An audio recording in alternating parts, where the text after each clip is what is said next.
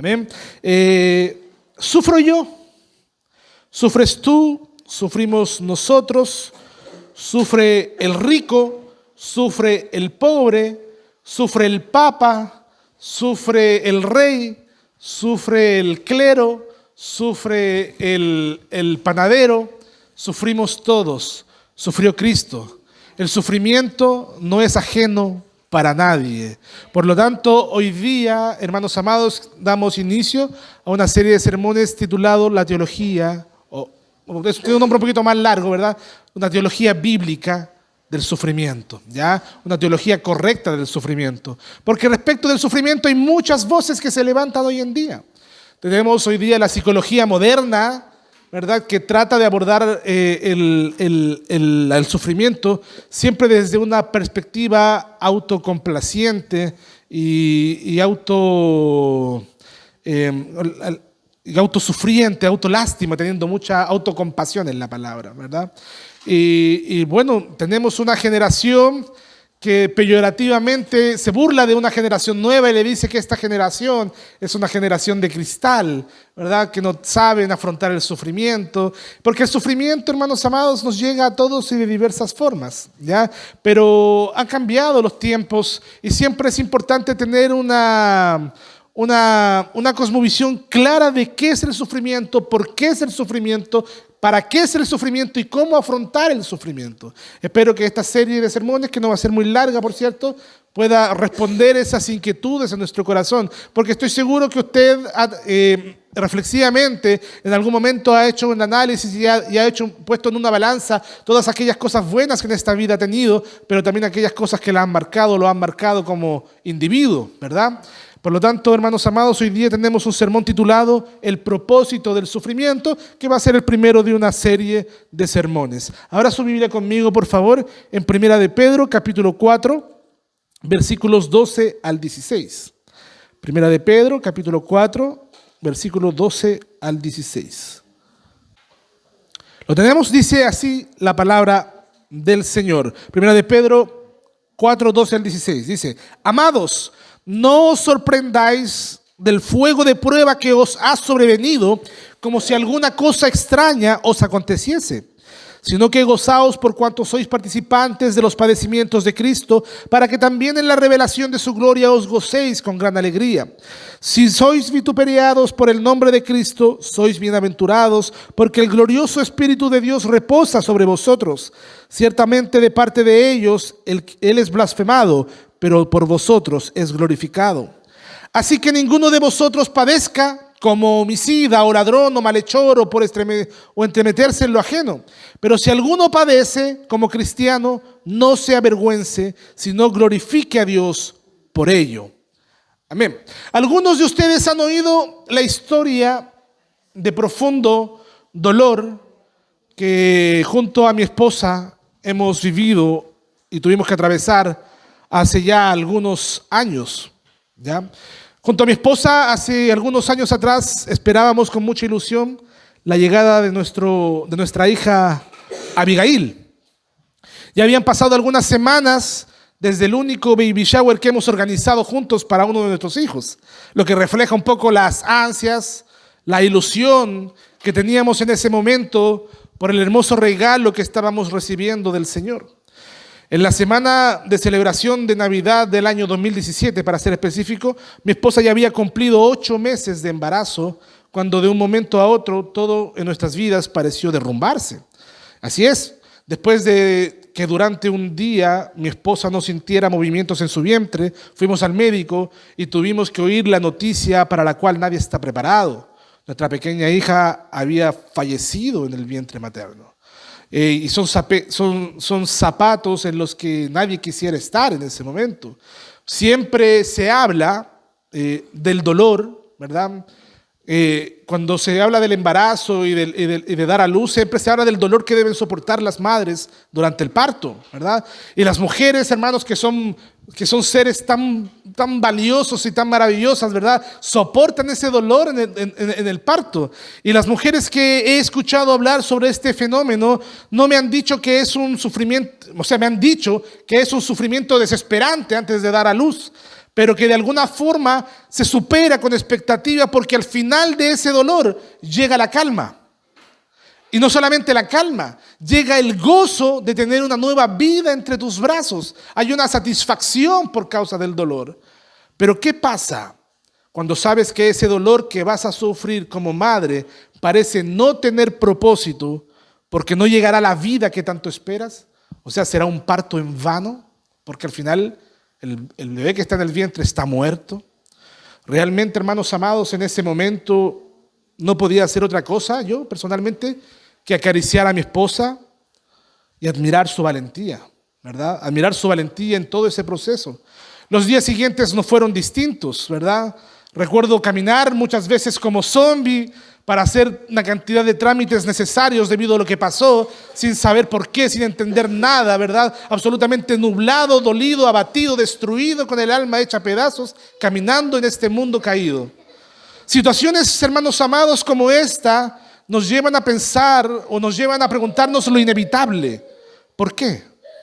¿O por qué hay tanto dolor? ¿O por qué hay tanto sufrimiento en este mundo? La muerte misma de un ser querido, las enfermedades de un ser querido, crisis familiares, ¿verdad? Rupturas matrimoniales que tienen que los hijos absorber todas esas crisis, ¿verdad? Problemas económicos que llegan a la gente a suicidarse. Tanto así que recuerdo siempre en mi clase de historia que el año 1929 hubo la denominada Gran Depresión Económica en Estados Unidos, donde la gente, al ver que de un momento a otro lo había perdido todo, se tiraba por los edificios para matarse, para quitarse la vida.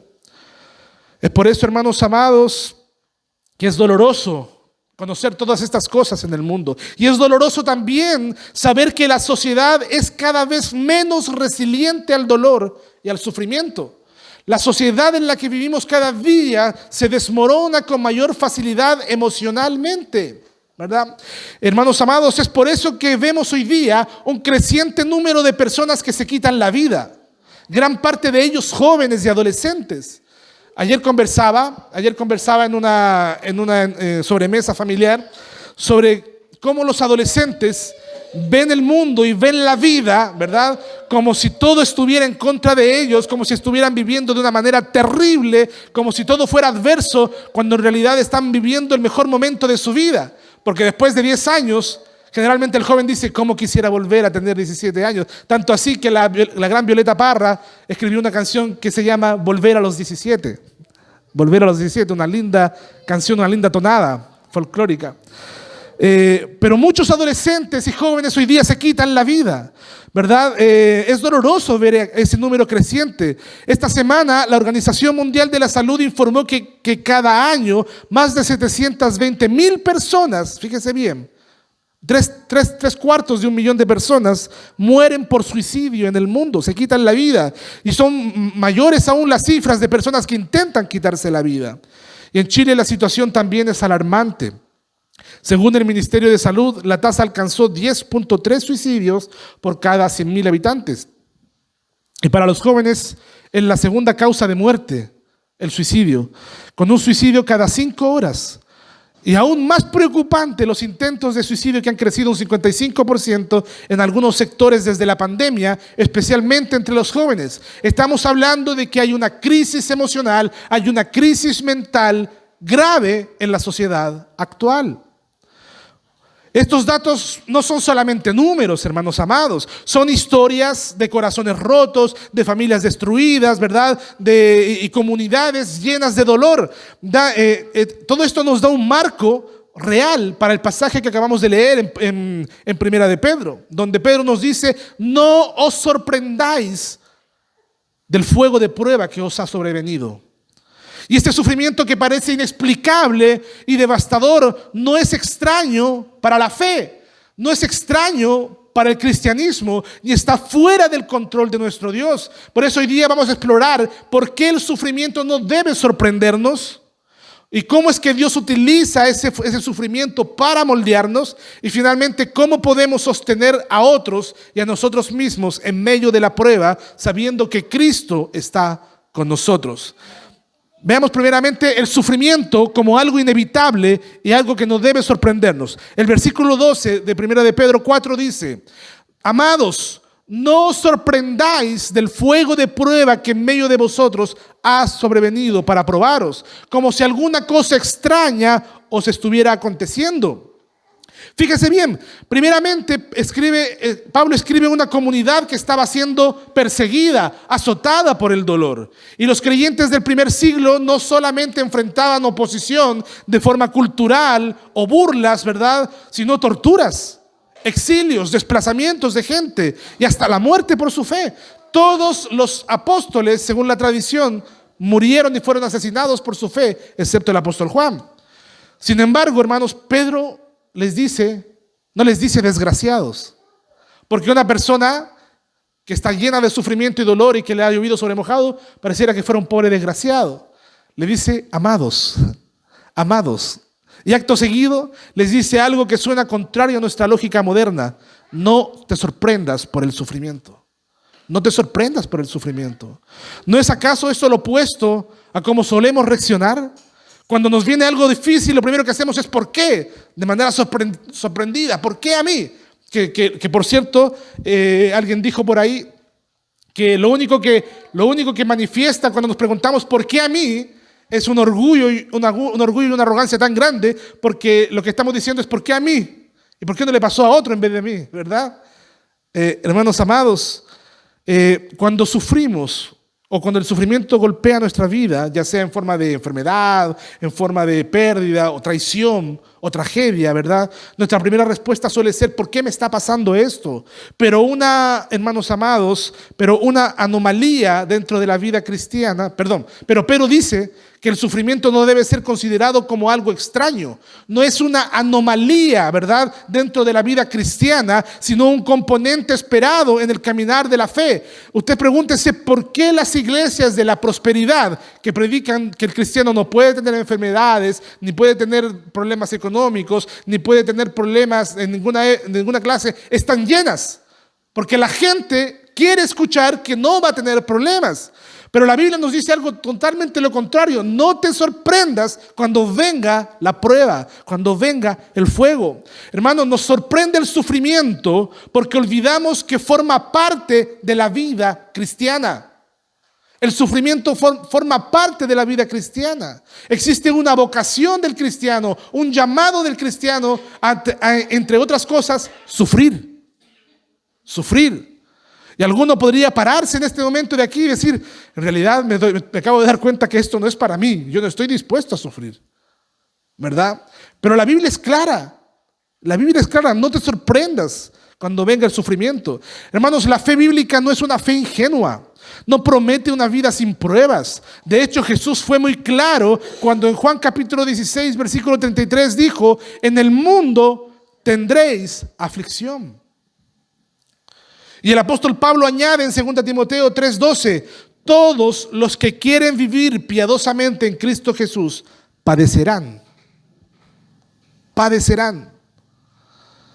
De modo que ser cristiano, amado hermano, amada hermana, no nos exime del dolor. No nos exime del dolor. Si alguien tenía una idea distinta, bueno, tengo malas noticias. Nada te va a eximir del dolor, ¿verdad? Todo lo contrario, nos coloca en un sendero, ¿verdad?, donde la prueba es parte del diseño de Dios para forjar el carácter de Cristo en nosotros. Pedro aquí lo llama el fuego de la prueba. Ese es el término que utiliza el apóstol Pablo, el fuego de la prueba. Lo que nos habla de que nos habla del proceso de refinación de un mineral, ¿verdad?, valioso. En este caso el oro. El oro es refinado por el fuego, y cuando pasa el fuego, ¿verdad?, toda la escoria, toda la basura va saliendo y solamente queda el metal precioso. Y ese fuego, hermanos, no destruye el metal. El fuego no destruye al cristiano. Esa es una excelente noticia. El fuego no destruye al creyente, ¿verdad?, sino que lo purifica. Igual que al metal, igual que al oro. Querido hermano, querida hermana, no te sorprendas si atraviesas un valle oscuro. No pienses que Dios ha perdido el control ni que está fuera de su voluntad el dolor que puedas estar viviendo, que has vivido. Muy por el contrario, si tu vida está escondida en Cristo, el sufrimiento puede ser precisamente la evidencia de que estás en el camino correcto. Hermanos, Vamos al siguiente punto, el versículo 13. El sufrimiento tiene propósito en la soberanía de Dios, no fuera de la soberanía de Dios. Dice el versículo 13 lo siguiente: antes bien, en la medida en que compartís los padecimientos de Cristo, regocijaos, para que también en la revelación de su gloria os regocijéis con gran alegría. Fíjese bien, el apóstol Pedro no está afirmando, o no solamente está afirmando, que el sufrimiento no es una sorpresa, sino que lo sitúa dentro de la voluntad de Dios, como algo que tiene un fin, algo que tiene un propósito. Hermanos, este versículo es importante porque va más allá de la aceptación resignada de dolor. Nos llama al gozo en medio del sufrimiento. La pregunta es: ¿cómo es posible tener gozo en medio del dolor? ¿Cómo es posible tener gozo en medio de la desazón de saber que un hijo tuyo, una hija tuya, por ejemplo, ha sido maltratado, abusado? ¿Cómo tener gozo o cómo afrontar un momento, por ejemplo, cuando tus padres se han separado? ¿Verdad? ¿Cómo afrontar, por ejemplo, los maltratos físicos, la violencia intrafamiliar? ¿Cómo afrontar el engaño? ¿Cómo enfrentar la traición, verdad? La pérdida de un ser querido. ¿Cómo es posible tener gozo en ese momento? Hermanos, para nosotros los cristianos, el sufrimiento no es inútil, ni tampoco no es que no tenga una dirección. Está bajo el gobierno de un Dios soberano. Recordemos que nosotros creemos que Dios es soberano de manera absoluta, de modo que sus decretos, hermanos amados, en su decreto eterno, Él ha decretado todo lo que acontece en este mundo, ¿verdad? Aún las causas secundarias, aún la contingencia está bajo la soberanía del Señor. Y como Dios es un Dios soberano, que aún lo contingente está bajo su soberanía, ¿verdad? Quiere decir que aún la contingencia que nos aflige, la contingencia que nos daña, que nos hace doler, está también bajo su gobierno soberano. Por lo tanto, hermano, este versículo va más allá de esa aceptación o resignación para con el dolor. Nos llama al gozo en medio del sufrimiento, hermanos amados. Está bajo el gobierno soberano de Dios, porque en su providencia Él usa el dolor para nuestro bien y para su gloria. ¿Cómo puedo yo terminar glorificando a Dios, verdad, en el dolor? Bueno, en algún momento tendremos la oportunidad de ver la historia de Job. Pedro ya había usado esta imagen, hermanos amados, en Primera de Pedro 1, 6 y 7. Acompáñenme, por favor. Primera de Pedro 1, 6 y 7, que dice: en lo cual vosotros os alegráis, aunque ahora por un poco de tiempo, si es necesario, tengáis que ser afligidos en diversas pruebas, para que sometida a prueba vuestra fe, mucho más preciosa que el oro, el cual aunque perecedero se prueba con fuego, sea hallada en alabanza, gloria y honra cuando sea manifestado Jesucristo. Hermanos, aquí el apóstol Pablo nos dice que las pruebas son como el fuego que refina el oro, de modo que lo que es genuino permanezca. El cristiano verdadero va a prevalecer de la prueba, ¿verdad? Aún en la prueba, después de la prueba. El cristiano no verdadero mirará para atrás. Recuerden la parábola del sembrador, ¿verdad? Hay cierta tierra que parece que dio fruto, pero al ver, ¿verdad?, la adversidad del mundo, al ver las cosas, muere, ¿verdad? Pero el cristiano verdadero, ese que cae en buena tierra, permanece aún en la prueba y después de la prueba. La prueba revela lo que hay en nuestro corazón, porque a veces tenemos una apariencia de piedad, ¿verdad? Y el corazón es engañoso más que todas las cosas, dice Jeremías, ¿verdad? Y de repente parecemos que nos falta solamente las alas y volar, porque nos sentimos tan santos, tan realizados, tan espirituales, ¿verdad? Hasta que de repente viene la aflicción y nos pincha, y lo único que sale de nuestro interior es pus, veneno, ¿verdad? Es el dolor, es la aflicción, y ahí vomitamos toda nuestra amargura y decimos: ¿por qué a mí, Señor? ¿Verdad? El dolor revela lo que hay en el corazón. Pero escuche una cosa: la prueba no es un castigo, sino un taller de formación. Es el lugar donde el Señor trabaja con nosotros, ¿verdad? Es clave entender esto. ¿Qué cosa? El sufrimiento puede ser doloroso, y de hecho lo es, pero no es sin un propósito. El sufrimiento siempre tiene un propósito. Y el cristianismo es la única cosmovisión, ¿verdad? La fe bíblica es la única cosmovisión que le da verdadero propósito y sentido al sufrimiento. El marxismo te va a decir que el sufrimiento es por causa de la opresión hacia los oprimidos. Y por tanto, el propósito es derrocar a los opresores. El nihilista te va a decir que el propósito no tiene razón de ser. O sea, que el dolor no tiene sentido. Por lo tanto, solamente tienes que soportarlo y seguir para adelante, nomás, sin propósito. El cristianismo es la única cosmovisión que le da sentido al dolor. Hermano amado, nada en la vida del creyente escapa de la providencia de Dios. Fíjese lo que dice Romanos 8:28, pasaje muy ultra conocido, pero que tiene todo el sentido. Dice, sabemos que a los que aman a Dios, todas las cosas le ayudan a bien.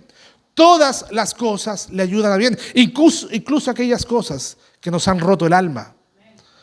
La pérdida, la enfermedad, la traición, la angustia. Hermanos, es que todas estas cosas son parte del plan de un Dios bueno que obra en medio de esa contingencia, en medio de esa ruina, para formarnos a la imagen de Cristo. Amados hermanos, Dios nunca dice que el sufrimiento es fácil. Dios nunca dice que no vamos a sufrir. No le crea a esos falsos apóstoles, esos falsos profetas que te declaran riquezas, salud, ¿verdad? Amor, ¿verdad? Están tal cual como ese mantra, ¿verdad? Salud, dinero y amor es todo lo que necesitamos. Hermanos amados, no le creas a esa gente. Pero lo que sí dice el apóstol Pablo en Romanos 8 es que el sufrimiento sí vale la pena. Mire lo que dice el versículo 17 y 18 de Romanos 8. Dice, para que también en la revelación de su gloria os regocijéis con la gran alegría. La promesa es que así como sufrimos con Cristo ahora, seremos glorificados con Él también después. Hermanos, Cristo padeció. Él fue llamado. Usted conoce la palabra vocación. La vocación es el sentir un llamado a hacer algo específico. Bueno, la vocación de Cristo en este mundo fue el sufrimiento. Él fue llamado para sufrir, abatido, ¿verdad? Herido de Dios, pero también recibió una gran gloria. Y la promesa, ¿cuál es? Que si nosotros sufrimos en este mundo, como mirando a Cristo, como padeciendo junto con Él, un día también seremos glorificados con Él. Hermanos, queridos hermanos, ¿estás sufriendo y no entiendes por qué? ¿O has sufrido y aún no sabes por qué te tocó sufrir de la forma que has sufrido? ¿Has sentido que Dios está en silencio y que no responde? ¿O has vivido un proceso donde sentiste el silencio de Dios? Debes recordar que tu dolor no es en vano, porque Dios lo ve, Dios conoce tu dolor y Dios lo usa. Y en lugar de preguntarte solamente ¿por qué me pasa esto a mí?, quizás podrías comenzar a orar: ¿para qué, Señor? ¿Para qué me ha tocado sufrir lo que he sufrido? No siempre verás el propósito de inmediato. No siempre las cosas serán automáticas. Pero puedes confiar que hay uno, ¿verdad? Y más aún, puedes estar seguro de que no estás solo, porque Cristo ya sufrió antes que tú. Y ahora sufre contigo, ahora te acompaña y ahora te sostiene, porque por eso es que Hebreos dice, porque no tenemos un sumo sacerdote que no pueda compadecerse de nosotros, sino uno que nos entiende, porque padeció todo lo que nosotros hemos padecido y aún más. Vivimos en tiempos donde muchos, al no tener fe en una sociedad secularizada, ¿verdad?, recurren a una especie de estoicismo. Los estoicos, usted va a encontrar una gran cantidad de reels en redes sociales con filosofía estoica, ¿verdad? ¿En qué sentido? Lo voy a explicar un poquito. Frases como: acepta lo que no puedes cambiar, solo tienes que aceptar lo que no puedes cambiar, ¿verdad? O frases también como: lo que no te mata te hace más fuerte, o la vida, ¿verdad? La vida te da las mejores batallas a los mejores guerreros, ¿verdad? Esas frases son súper estoicas, ¿verdad? Son frases de una filosofía estoica, ¿ya?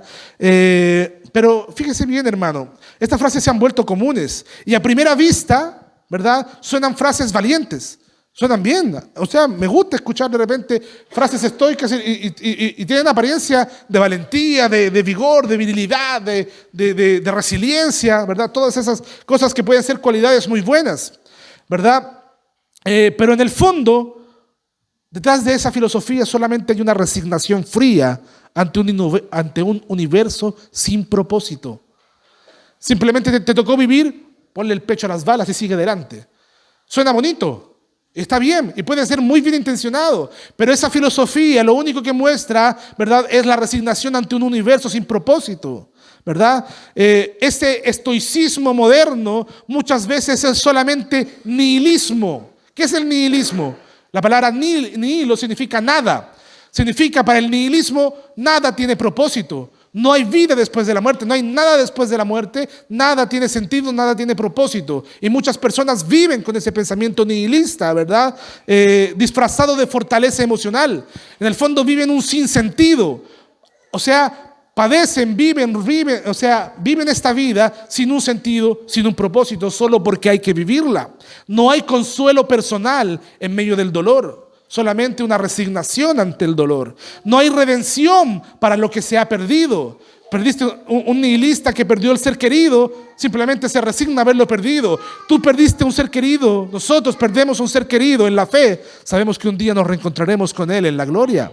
Hay un sentido. Para el nihilismo no hay esperanza futura más allá del sufrimiento, solo hay resignación. Pero en contraste, la fe bíblica, la fe cristiana no llama a negar el dolor. No te dice que no enfrentes el dolor, no te dice que no hay dolor, tampoco te llama a resistirlo con los dientes apretados, el dolor, sino a entenderlo, a entender el dolor a la luz de la soberanía amorosa de Dios, el cual transforma el sufrimiento en un instrumento de crecimiento y gloria futura. Para el cristiano, para el cristianismo, el dolor tiene sentido, tiene propósito. Tiene propósito el dolor. Vamos por favor a un último punto. El sufrimiento nos une a Cristo y anticipa el gozo eterno. El versículo 13 y 14 dice así: para que también en la revelación de su gloria, hablando de Cristo, os regocijéis con gran alegría. Dice, si sois vituperiados por el nombre de Cristo, sois bienaventurados, porque el glorioso Espíritu de Dios reposa sobre vosotros. Hermanos, después de decir que el sufrimiento tiene propósito, el apóstol Pedro da un paso más allá y afirma que ese sufrimiento debe ser causa de gozo. ¿Por qué? Porque nos une a Cristo ahora. Ahora, ¿quieres entender a Cristo? ¿Quieres conectarte con Cristo? A veces será necesario sufrir para comprender un poco a Cristo. Hermanos, ser padre trae sufrimiento. Por eso el mundo no quiere ser papá hoy día, la sociedad actual no quieren ser padres, porque ser padre a veces trae sufrimiento, muchas veces. Pero yo creo que no hay nada que te haga entender más a Dios que ser padre. Porque ser padre nos hace mirar a los hijos con compasión, con misericordia, también de repente con disciplina, pero nos hace aprender a entender un poco más el corazón de Dios como aquel amoroso Padre. Hermanos amados, el sufrimiento nos une a Cristo y nos prepara para compartir su gloria después. Y esta es una de las verdades más poderosas, ¿verdad? Y más contraculturales de la vida cristiana. ¿Por qué? Pedro nos dice que si somos vituperiados, en otras palabras, si somos azotados, si somos perseguidos por causa de Cristo, somos bienaventurados, somos felices. ¿Cómo es eso, pastor? En otras palabras, hay bendición espiritual cuando sufrimos por su nombre, porque no estamos solos ni olvidados, sino unidos al mismo camino que recorrió nuestro Señor y Salvador. Hermanos amados, yo creo que todo lo que nos ayude a comprender y conocer más a Cristo nos servirá, ¿verdad? Nos ayudará en nuestra vida espiritual. Recuerde que el Mesías prometido, el Mesías que fue prometido por los profetas, debía ser también un siervo sufriente.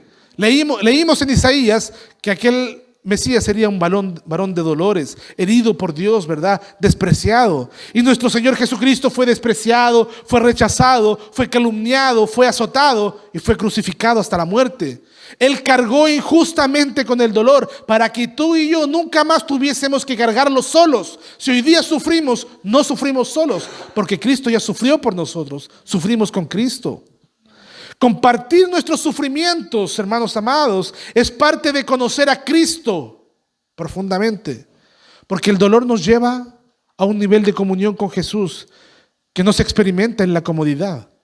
De repente, cuando estamos en una zona de confort, cuando estamos muy tranquilitos y todo está bien, descuidamos nuestra comunión con Dios, descuidamos nuestra búsqueda de Dios, y a veces el dolor llega justamente para que nos acerquemos a Él, para que lo conozcamos más a Él.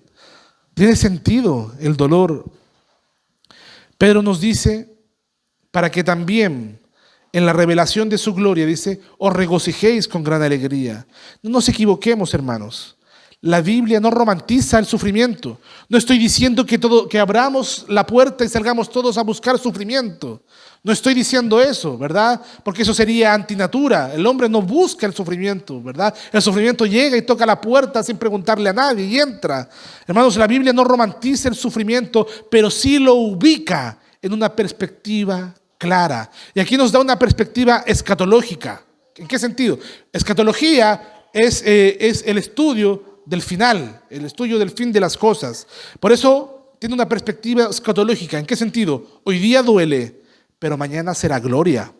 Hoy hay lágrimas, pero mañana habrá fiesta. Apocalipsis 21, ¿verdad? Él enjugará toda lágrima. Allá no habrá llanto, no habrá dolor, como dice el corito, ¿verdad? Hermanos, porque entonces Jesús, el Rey del cielo, para siempre será el consolador, para siempre nos consolará. No habrá llanto, no habrá tristeza, solo habrá dicha. Eso es tener una perspectiva escatológica del dolor.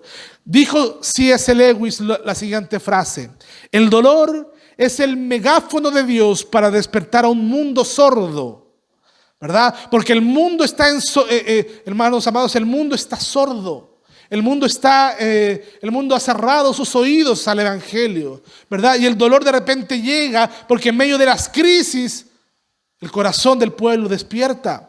Hermanos amados, siempre me acuerdo de lo siguiente cuando me tocó estudiar historia del cristianismo moderno. Hermanos, el siglo XVIII y el siglo XIX en el mundo cristiano fue caracterizado por la teología liberal. Decían, y la teología liberal te enseña que la Biblia, los milagros de la Biblia son mitos, por ejemplo, ¿verdad?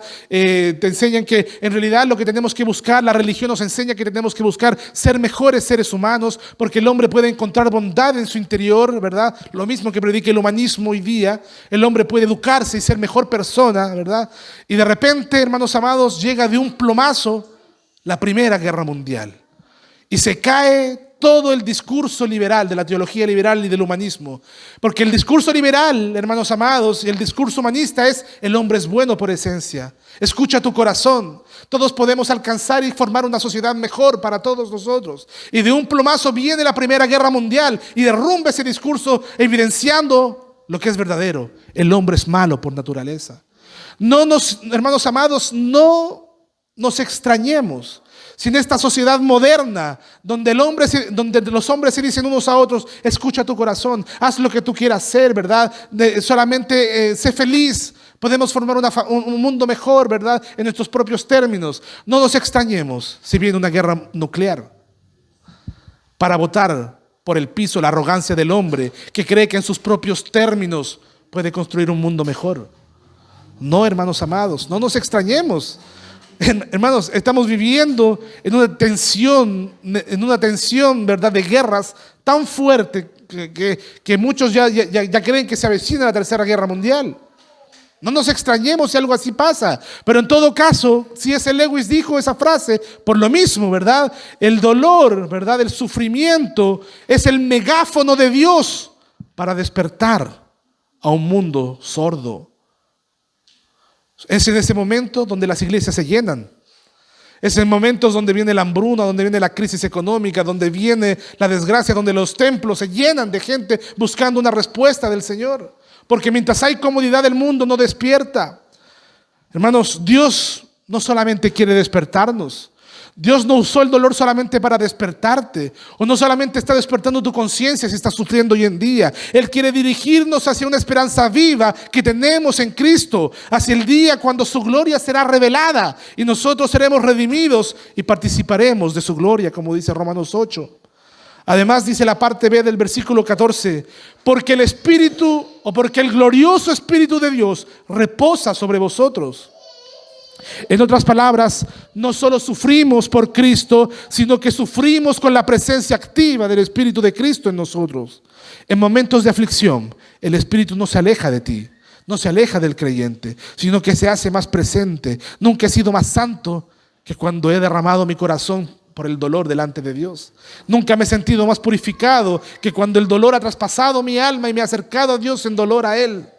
Hermanos amados, los cristianos no sufrimos solos, porque el Espíritu de gloria reposa en nosotros. Eso significa que el sufrimiento no es una señal de abandono divino, sino muchas veces es un espacio donde el Espíritu Santo actúa con más profundidad. Como conclusión, hermanos, Cristo es nuestro consuelo en el sufrimiento. Hemos hablado del sufrimiento como algo que no debe sorprendernos, que está bajo la soberanía de Dios, ¿verdad? Que nos une a Cristo y que puede incluso glorificar a Dios cuando lo enfrentamos con fe. Pero no podemos cerrar el mensaje sin mirar de una forma clara y directa a Cristo, porque no hay un verdadero consuelo en el sufrimiento lejos de Él. No hablamos de una teoría sobre el dolor, no predicamos principios fríos sobre el dolor, predicamos a una persona, a Cristo. Y Cristo es llamado el varón de dolores, experimentado en quebranto, aquel que lloró en el huerto sudando gotas de sangre, que dijo: Padre, si es posible que pase de mí esta copa. Predicamos a Cristo, un varón sufriente, un hombre de dolor, un Mesías sufriente, ¿verdad? Aquel que gritó desde la cruz: Dios mío, ¿por qué me has desamparado? O sea, nosotros no predicamos solamente teoría, ¿verdad? Ficción. Predicamos a un hombre, y ese hombre es el varón sufriente, ¿verdad? Nadie ha sufrido como Jesús y nadie puede consolarnos como Él. Alguien podría decir: hay gente que fue torturada más fuerte que Cristo. Puede ser, pero nadie cargó más dolor que Cristo, porque Cristo cargó sobre sus hombros la abominación misma de todo su pueblo, los pecados de todo su pueblo. Por eso Él sudaba gotas de sangre, hermanos amados. Amados hermanos, el dolor humano, por profundo que sea, no escapa a la experiencia y al poder de Cristo. Él comprende tu dolor. Él comprende, ¿sabes por qué? Porque cargó sobre sí tu dolor. Esto es increíble. Él se identificó con tu dolor.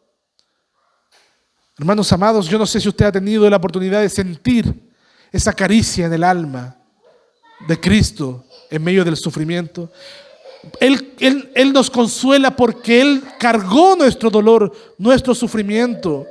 Hermanos, Él no solamente observa desde el cielo, hermanos amados, sino que camina con nosotros en medio de las lágrimas. Y no solamente promete ayudarnos ahora, sino que promete glorificarnos con Él al final.